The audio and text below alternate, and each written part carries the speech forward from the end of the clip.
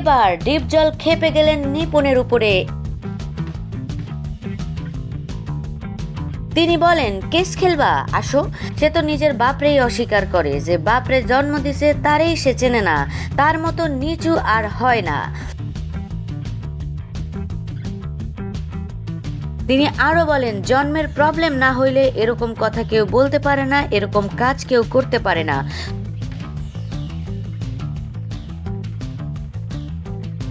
তবে নিপুণ যেসব শিল্পীদের বাদ দিয়েছে সবাইকে আমি ফেরত আনবো, কাউকে আলাদা করতে চাই না। আমি ডিপজল মনে করি যারা কার্ড পেয়েছে তাদের সবাইকেই ফিরিয়ে আনবো, আর যারা ভুল করেছে তাদেরকেও আমি ক্ষমা করে দিলাম। ফিল্মের কোনো কাজ নিয়ে পিছনে দেখার সুযোগ নাই, যেহেতু ফিল্ম ইন্ডাস্ট্রি শেষ হয়ে গেছে, তাই এখন কিভাবে এর ভালো করতে হবে, ভালো কাজ করতে হবে সেদিকেই খেয়াল দিতে হবে।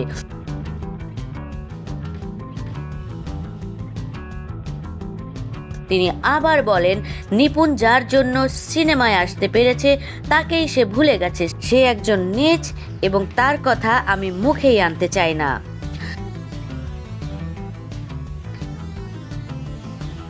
ও দুনিয়াতে অনেক কিছুই দেখেছে এবং অনেক কিছুই করেছে, তার আর কিছুই দেখার নেই।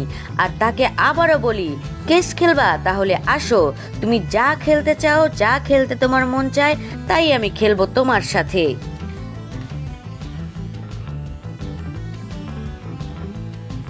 তবে এভাবে জঘন্য কাজ করে ফিল্মের কখনোই ভালো হয় না, আর এই কাজগুলো করতে করতেই ফিল্ম ইন্ডাস্ট্রির আজকে এই অবস্থা।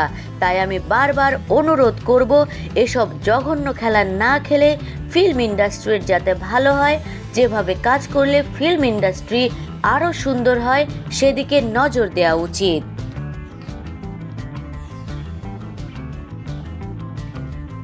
উল্লেখ্য, বাংলাদেশের চলচ্চিত্র শিল্পী সমিতির 2024-26 মেয়াদের নির্বাচন অনুষ্ঠিত হয় গত 19 এপ্রিল।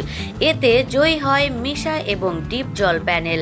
ইতিমধ্যে তারা কাজও শুরু করেছেন।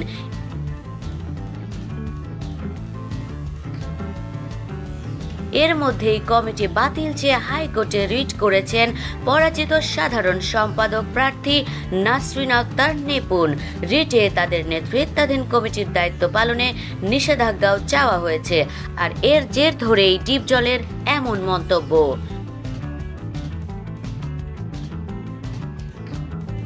বন্ধুরা, আমাদের ভিডিও আপনাদের কেমন লাগে? ভালো লাগলে আমাদেরকে লাইক, কমেন্ট এবং শেয়ার করুন, আর অবশ্যই সাবস্ক্রাইব করে আমাদের পাশেই থাকুন।